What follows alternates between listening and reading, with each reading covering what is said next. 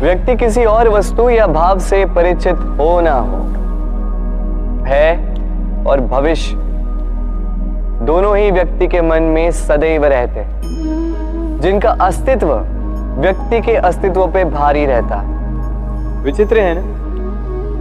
वह वो है जिसे आप नहीं जानते, जो अनजान है, और इसी कारण आपको भय लगता है कि ना जाने क्या होगा।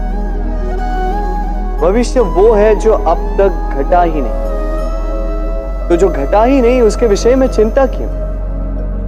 आपके हाथ में है वर्तमान। वर्तमान के कर्म सत्य मन से कीजिए और सोचिए ये कि अपने कर्मों को और कितनी श्रेष्ठता से किया जा सकता है। इसलिए आप विश्वास कीजिए, यदि वर्तमान के कर्मों को आप सत्य मन से करोगे तो भय स्वयं ही निकल जाएगा और भविष्य का फल अवश्य ही मीठा होगा। इसलिए भय और भविष्य से डरना छोड़ दीजिए, इस वर्तमान को जी। जीवन में हम कई लोगों से मिलते हैं। आप भी ऐसे कई लोगों से मिले होंगे जिन्होंने स्वयं को असफल मान लिया, निराश हो चुके, जिन्होंने ये स्वीकार कर लिया है कि इस जीवन में उनसे कोई कार्य हो ही नहीं पाएगा, वो कुछ कर ही नहीं सकते, किसी कार्य के वो योग्य ही नहीं। किंतु ऐसा नहीं, इस संसार में ऐसा कुछ भी नहीं है जो योग्य नहीं है। कोई ऐसा अक्षर नहीं है जो किसी मंत्र का भाग ना, कोई ऐसी जड़ी बूटी नहीं है जो औषधि ना, कोई ऐसा विष नहीं है जो समय आने पर अमृत ना बन जाए। और इसी प्रकार कोई व्यक्ति अयोग्य नहीं होता, उसे अयोग्य बनाती है उसकी सोच। इसलिए स्वयं को जानो, जान जाओगे कि आप क्या हो। अपने अंतर मन को जगाएं। आप देखेंगे कि जिस संसार की नींव ही बनी है आशा से, उस संसार में निराशा, हताशा और हार जैसा कोई भाव अस्तित्व ही नहीं रखता। कितना सुंदर पुस्तक है, सुंदर आवरण है, सजाए हुए पृष्ठ है।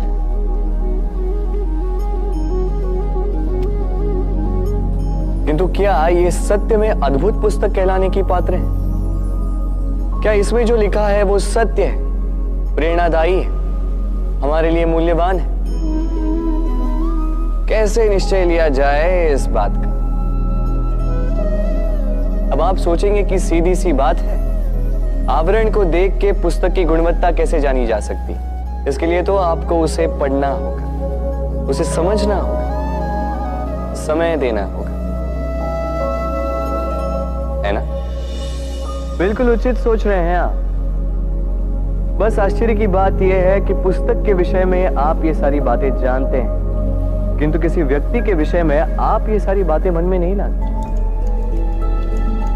व्यक्ति का मूल्यांकन भी उसके वस्त्रों से, उसके शारीरिक रूप से या उसकी सुंदरता से नहीं किया जा सकता।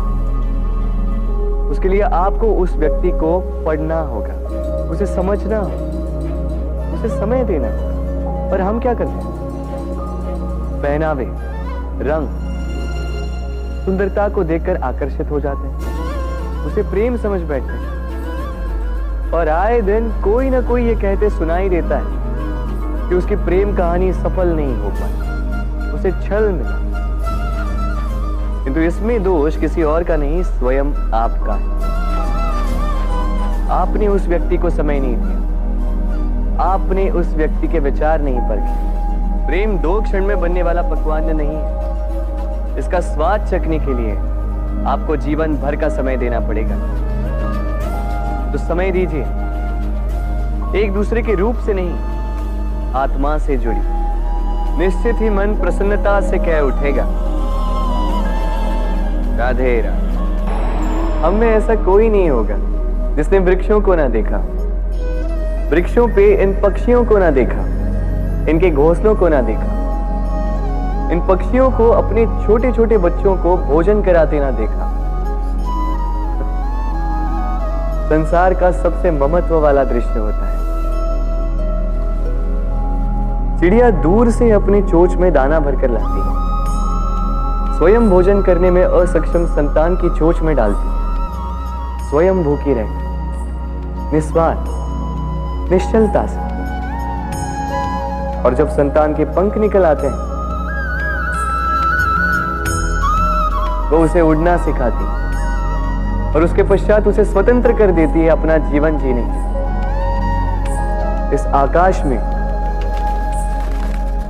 उड़ान भरने के लिए। और हम मनुष्य क्या करते हैं? जिस संतान को हम पंछी की भांति पालते हैं, उसके पंख निकलते ही हम उसे बांध देते हैं, ये सोच के कि कहीं वो दूर उड़कर न चली जाए। ऐसा नहीं कि इस स्थिति में माता पिता को संतान से प्रेम नहीं है, अवश्य, किंतु इसमें प्रेम पर मोह भारी पड़ जाता है, जो स्वयं अपने और संतान के भविष्य के बीच में बाधा बन जाता है। हम ये भूल जाते हैं कि हम केवल जन्मदाता हैं, भाग्य विधाता नहीं। तो जब प्रेम में मोह आ जाए तो वो प्रेम नहीं, स्वार्थ बन जाता है। इसलिए प्रेम को पास रखिए और मोह को दूर, क्योंकि जिससे प्रेम करते हैं उसका विकास नहीं रोका करते। प्रेम संसार का सबसे पवित्र बंधन है, पर सच पूछो तो ये बंधन से मुक्ति है, स्वतंत्रता है।